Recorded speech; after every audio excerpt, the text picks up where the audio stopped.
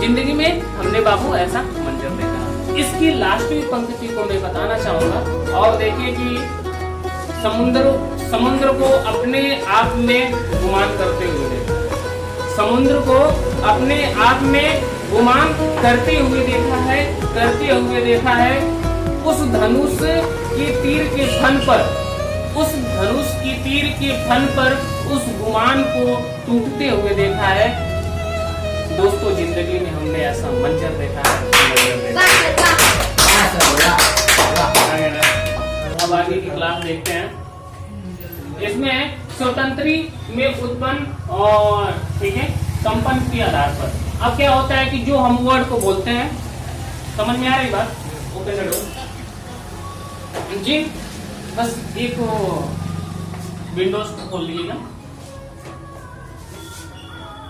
बस यहाँ पर देखिए स्वतंत्री उत्पन्न के आधार पर देखिएगा कि सघोष ध्वनि के उच्चारण में, सघोष ध्वनि के उच्चारण में क्या होता है, जो हम क्या होता है कि जो हम वर्ड बोलते हैं, समझ में आ रहे हो, जो हम वर्ड बोलते हैं तो वहां पर क्या होता है कि ध्यान से देखना है कि जिन वर्डों का हम उच्चारण करते हैं तो क्या होते हैं स्वतंत्र रूप से कंपन नहीं होता है। ठीक है, तो अब देखिए क्या होता है, आगे बताते हैं। जिन वर्डों या जिन ध्वनि के उच्चारण में स्वतंत्री वर्ण में कंपन नहीं होता है उसे हम अघोष व्यंजन करते हैं। अघोष हो रहा है, ठीक है, मतलब कोई वर्ड बोलते हैं ना डायरेक्टली आते हैं, और कोई ऐसे वर्ड बोलते हैं ना कि जो बोलने से पहले ऐसे वाइब्रेशन में आते हैं। देखिए अभी वर्डों का दिखा देते हैं। तो जैसे हमारा देखो देखो फ बोल रहे हो डायरेक्टली आ जा रहा है, ठीक है, स डायरेक्टली आ जा रहा है, ठीक है, और यहाँ पर मूर्धन्य स डायरेक्टली आ जा रहा है, स। और प्रत्येक वर्ड में हम देख लेते हैं। और देखो ये अघोष व्यंजन को यदि देखना है तो इसमें अल्प और महाप्राण के टेबल में देखेंगे। इसमें देखो क्या बोल रहा है कि प्रथम और द्वितीय। प्रथम में ये देख लीजिएगा, ठीक है, समझ में बात, ये वर्ड को देख लीजिए। द्वितीय में, ठीक है, इन महाप्राण के, ठीक है, व्यंजन में देखो, वर्ड में देख लीजिएगा, तो हमें क्या मिल जाएगा, अघोष के सारे वर्ड मिल जाएंगे। क्या हो जाएंगे, अघोष के हमारे क्या होते हैं, सारे वर्ड मिल जाएंगे। क्लियर है? आगे नेक्स्ट देखते हैं कि सघोष, सघोष उच्चारण के स्वतंत्र वर्ड में, सघोष उच्चारण के स्वतंत्र वर्ड में कंपन होता है। देखिए कंपन क्या करता है, उस संघोष व्यंजन कहते हैं। इसमें क्या होता है, इसमें कंपन नहीं होगा अघोष में, और सघोष में हमारा क्या होगा, कंपन होगा।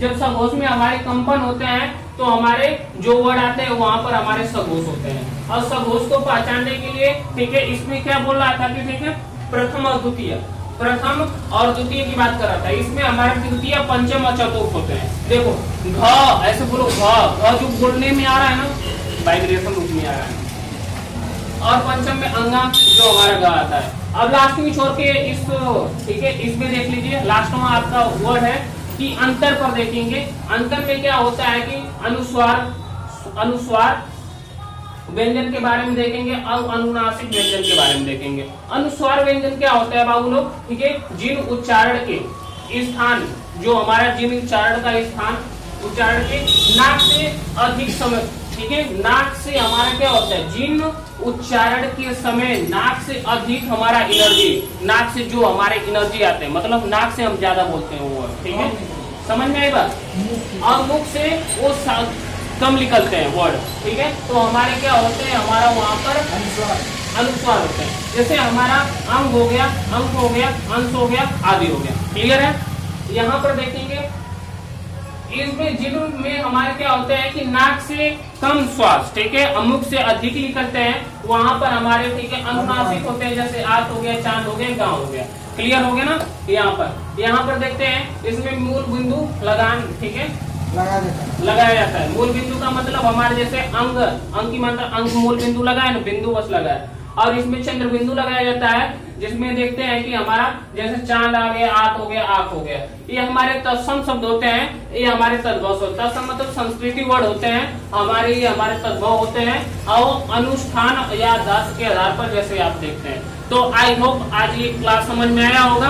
अब आपका ये वर्णमाला का परिपूर्ण तरीके 8 पार्टों में आपको 8 पार्टों में परिपूर्ण तरीके से निचोड़ हो गया होगा। कुछ स्टूडेंटों का नाम है कि सर जो ये वर्णमाला की क्लासें हैं ये बहुत अच्छा हमें लगा, एक सीरियल पार्ट की तरह लगा और बहुत अच्छी तरीके से समझ में आया होगा। तो आगे की अब क्लास धाराओं पर चलेगी जो हमने छोड़ा था। तो thank you so for much. My Thank you, student sir. Class. Thank you sir. Thank you,